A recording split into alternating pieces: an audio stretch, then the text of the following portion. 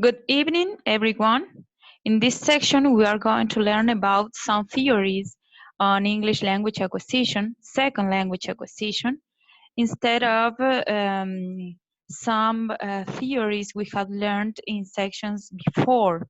It is important to make a strong difference between theory and hypothesis. We have learned that theory is that a science that let us create knowledge through our experiences, through our research on a specific topic, in contrast with hypothesis. It is an ideal that something that we suppose and we could apply it into a specific section, and at the end we might prove if it is efficient or not. That is a hypothesis. It is an ideal that we might apply it into one specific section, and mm, we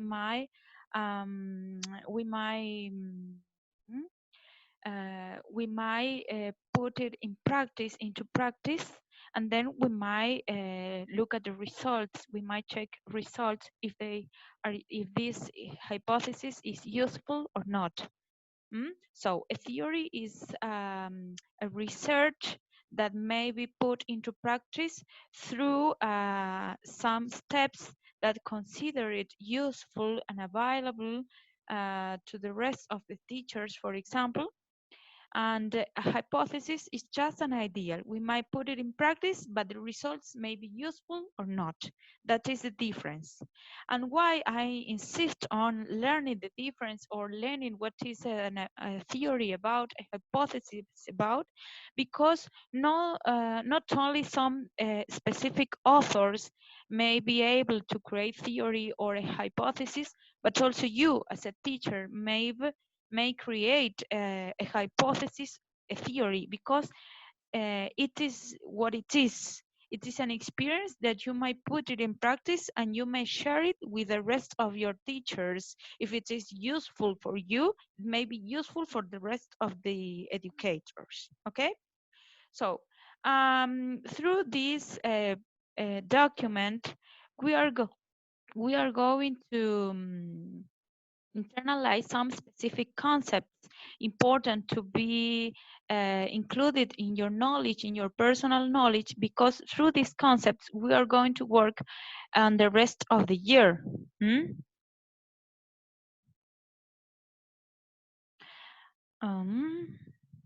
For the first instance, sorry.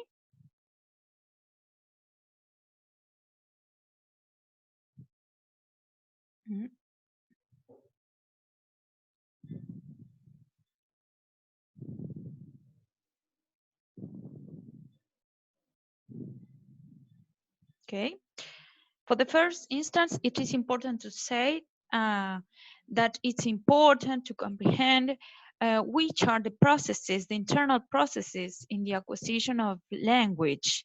Most important in the mother tongue, to study the same processes into the acquisition of a second language.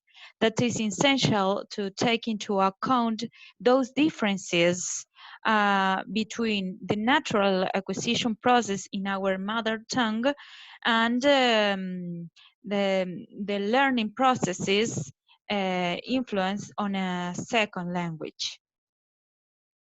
Noam Chomsky is one of the authors who we are work with, and he speaks about universal grammar. That is an external process, maybe, where he insists on putting grammar as the main core of this theory. Chomsky insists on saying that every language shares a common grammar, a common system, a system that is similar to every language, and we might use this characteristic to learn a second language. But this theory is not included among the 5 most important hypotheses which we are work with through this lesson. So let's go next. Stephen Krashen, that is the author we are going to work with.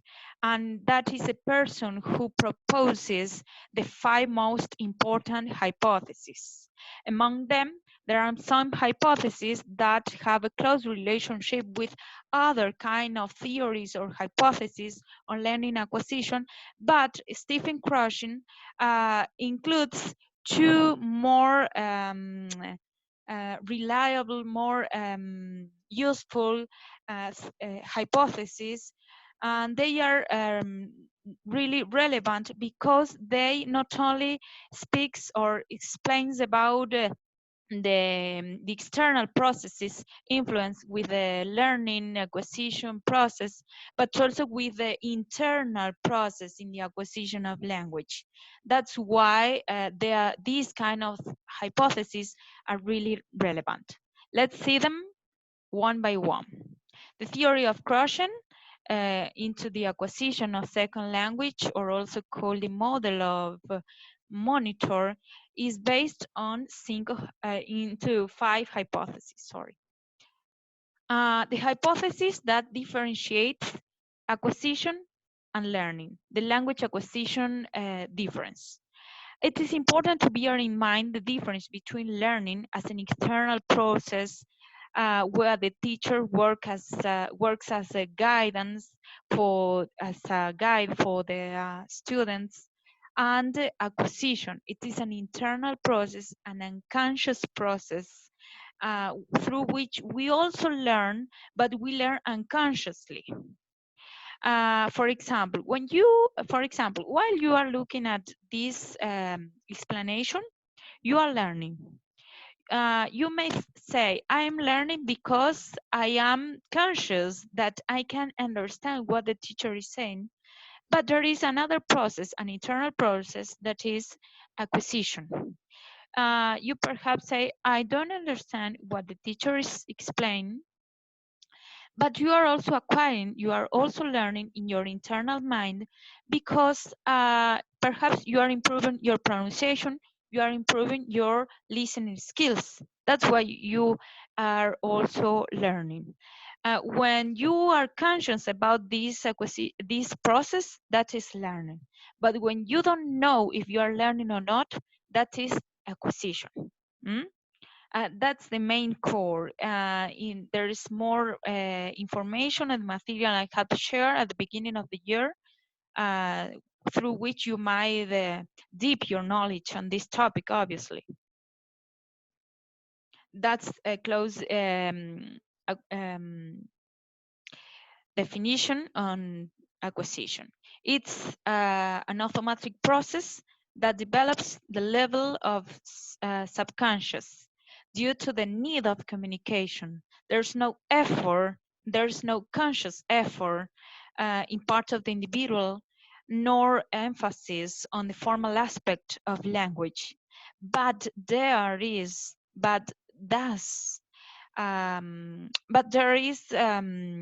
a communicative act. Oh, okay. So you might say, I don't understand. I can't create a complete sentence, a complete utterance, but there is communication. Perhaps there is not a complete sentence. Perhaps you are not understanding the entire message, but there is a communication act, because you might understand as a general line, in general lines. So we might say that there is a communication act. Learning. It is a conscious process due to the knowledge, the formal knowledge on the language to acquire. Through this learning process, the individual has the ability to explain the rules, for example, the grammatical rules, in the second language, in the language that the learner is trying to apprehend. That's the difference. Acquisition is subconscious, and there is no effort, because you don't know that you are applying some rules, that you are creating communication. And language is a conscious process. You might have a consciousness of the rules and you are able to apply them. It is important to bear in mind that learning, through learning, you have a previous knowledge on the topic, on the subject, in this case, the second language.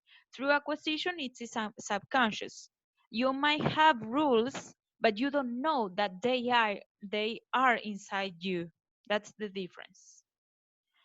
Let's go the monitor hypothesis. It is very similar to what you have learned during your lessons before, um, at, in the first year of the career, perhaps, when the teacher works as an andamiaje, because the teacher works as a guide for the student. In this case, the student is a protagonist, and you, the teacher, work as a guidance. Um, your guidance may be overestimated or not estimated, or maybe the adequate quantity and quality of help. You may be a good helper when you apply for the necessary guidance. It's not to help them all the time, the entire class, but on the other hand, you can't let the student to learn alone. You might work with this process. You might help the student, but in an adequate quantity. Not much, not a few. The ideal quantity.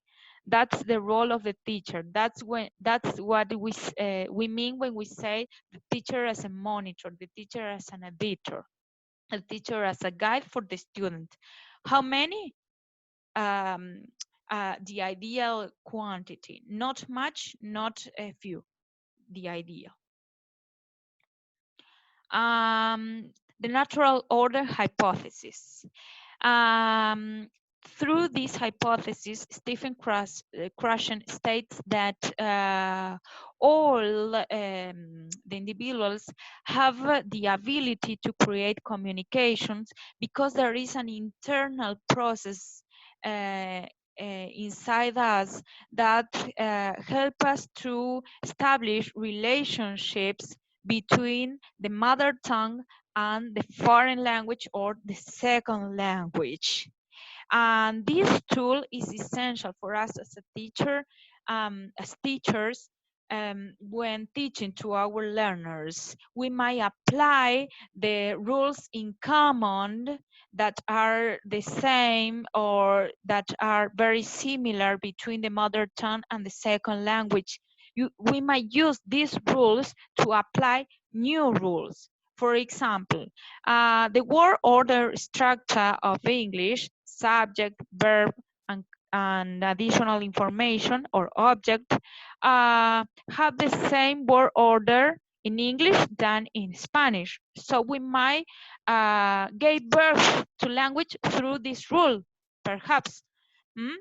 That's what Stephen Krashen states through this hypothesis.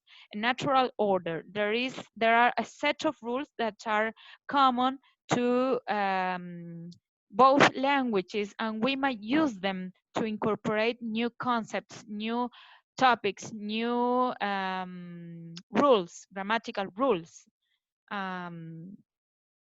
Okay. The input hypothesis. This is the most important hypothesis created by Stephen Krashen, and it is very well known. Why? Because this is one of the two new hypotheses that includes in the internal process of language.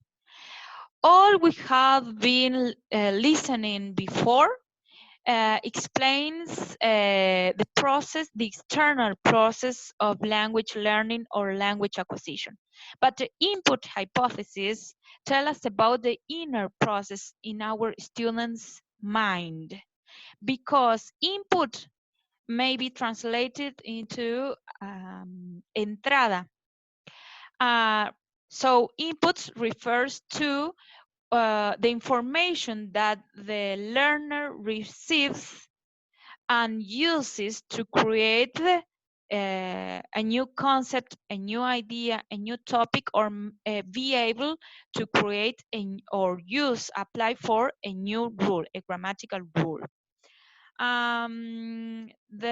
These hypotheses tell us about theory where acquisition occurs if the individual is exposed to the second language. This individual must be at the level of linguistic competence. So, yes. This means that, and to explain this, I'm going to share the document. Here it is. A few minutes, sorry. This is the document I have shared at the beginning of the year. This is the research paper we are going to work during this quarantine time. Moreover, this is the document you are going to read during these lessons. Read it hard because it is not easy to understand for the first instance. I am near of what I need to use it. Here it is.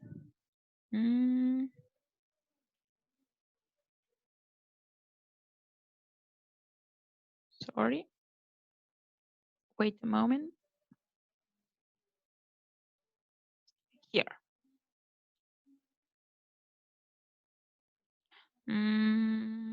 Okay. We acquire by understanding language that contains structure A beyond our current level of competence. This is done with the help of context or extra linguistic information. So, while we are acquiring language, we are able about the knowledge we keep inside our minds and the knowledge we are going to acquire. This might be explained or maybe written down through this formula, which appears in here. For example, the letter I may be in representation of the learner, and the level 1 has been included in representation of the student level. So, in this case, this individual or this learner is settled in level 1 of language acquisition, maybe perhaps starter level. And we need to go forward another level, perhaps I plus 2, I plus 3, I plus 5. So we are conscious that this student is able to share this knowledge, and we are able that to keep or go this student to this level forward. This is a process that we have to be conscious of each of our students, and it is efficient because if you are able to know what your student, what kind of knowledge they keep inside their minds, you are able to help them to create or improve their knowledge into a new one. Oh my God. That's what the input hypothesis explains us. Another important topic to take into, to bear in mind is that speaking is the result of acquisition. So we can teach directly as a result of the comprehensible tool. Speaking is not a result of acquisition, so we can't teach directly, but it is a tool that must be the result of our input, comprehensible input. So perhaps our students are not able to speak, but this skill will be the result that we will achieve at the end of our hypothesis, at the end of applying this hypothesis. If the input is comprehended and enough, the necessary grammar is automatically proportional to this comprehensible input. So the result is comprehensible input. That is the title.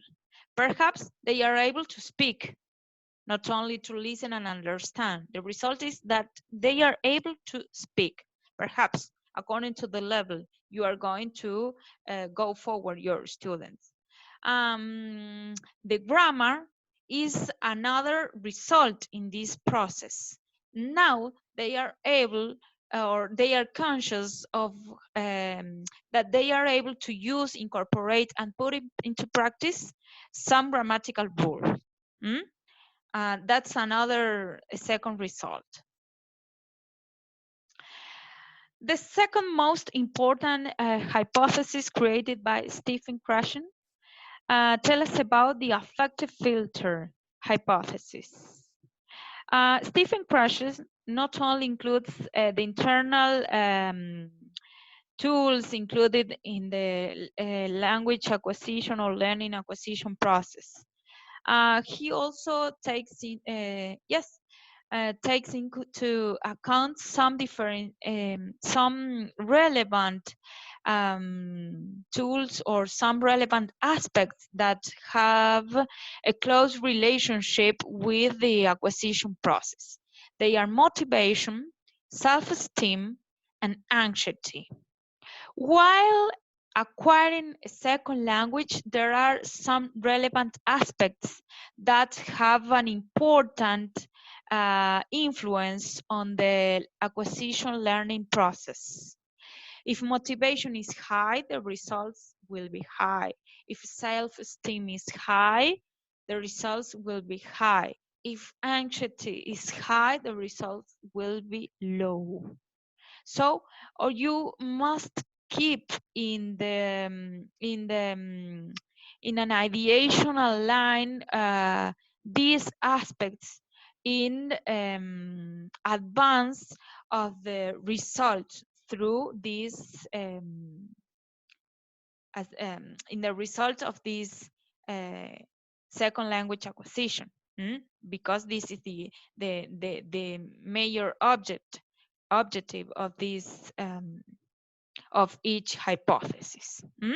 And let me remind you that the affective filter hypothesis and the input hypothesis are the two most important hypotheses, because they not only include the learning acquisition process in an external aspect, but also includes the internal aspects that have a close influence in this second language acquisition process.